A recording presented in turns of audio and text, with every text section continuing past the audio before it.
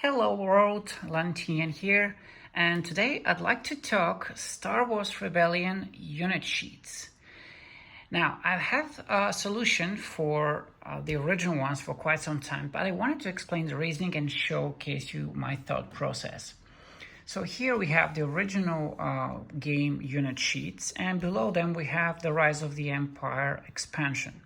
And as you can see, visually and aesthetically, organizationally, this is not the best solution, especially if you have a smaller table. So ideally you want something that takes less space and combines all the information in organized way. Also maybe help address some other issues, like for example, we now have advanced tactic cards with the Rise of the Empire expansion, but we have no dedicated space for them. Also, where do you put your hand of action cards, of hand of probes or missions? We just have the decks here. And so the original game doesn't offer any solution to these. One other aspect is the 2 versus 2 player. The Imperial board specifically has the general on the side of the space units and the admiral on the side of the ground units, which isn't logical. And so these are the issues I want to address. So let's have a look at my solution for the rebels. And here it is. I'm just going to put it side by side so we can examine. The first thing is actually I wanted to address is the glare. So if you look at it, the original unit sheets are of a more basic material, and I've used a satin finish on my own one to virtually eliminate any glare coming from lamps or other light sources. Next, let's see how things are laid out. So the leader pool here is on top, and the idea is you then move either the leaders to your right to assign them to a mission or to the left to assign them to an action card. And below that is the units, which are arranged in hierarchy. So the triangular light ones are at the top. We have the circular ones in the medium units in the middle, and the heavy units represented by a square are towards the bottom. So you can easily pick up the unit based on its hierarchy now. And we have the divider line as usual. We have the units annotated accordingly, so you don't need to guess which are which. And at the bottom, we now have a dedicated space for the space tactic cards, which the deck goes here, and on the side of it goes the discard pile.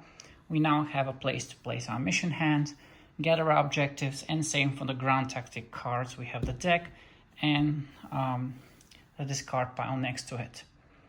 So this is how the single player version looks like.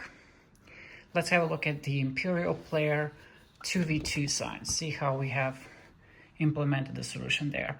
Now, we basically just split the board. There's no other reorganization complex happening like they did here. And now, instead of spacing ground units, we simply label General and Admiral. And Admiral takes care of also now the space tactic cards.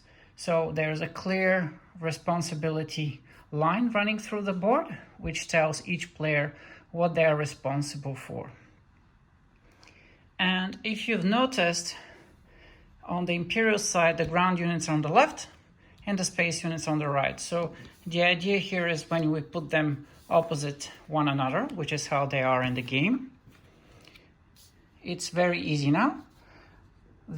Starting from the rebels, we have the the admiral first. Then clockwise, we play next to the Imperial Admiral, then the Imperial General, and then clockwise going to the Rebel General. And so now we have a fully mirrored board, and everything is logical. The Admiral can look at the Admiral on the other side, and of course the General can look at the General on the other side, and their units, and you don't have to crisscross paths, cross hands, and things like that. Everything you're responsible for is on your side of the board. So this is the general layout.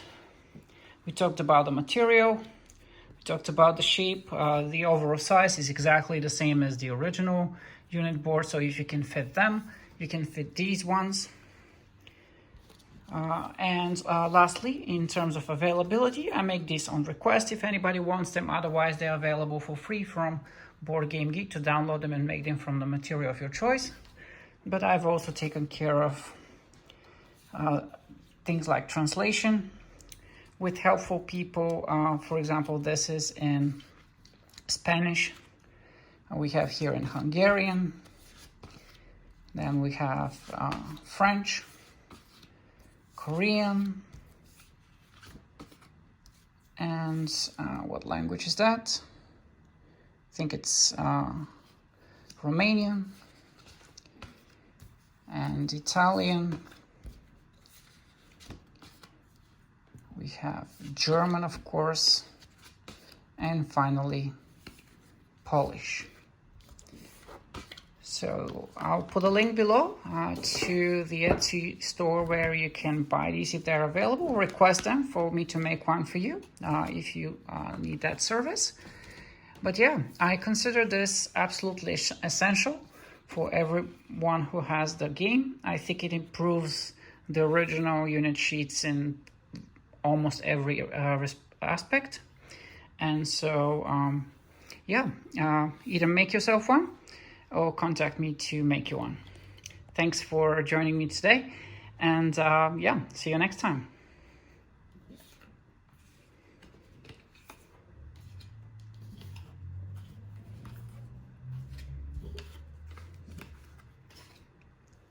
Still here? Okay, all right.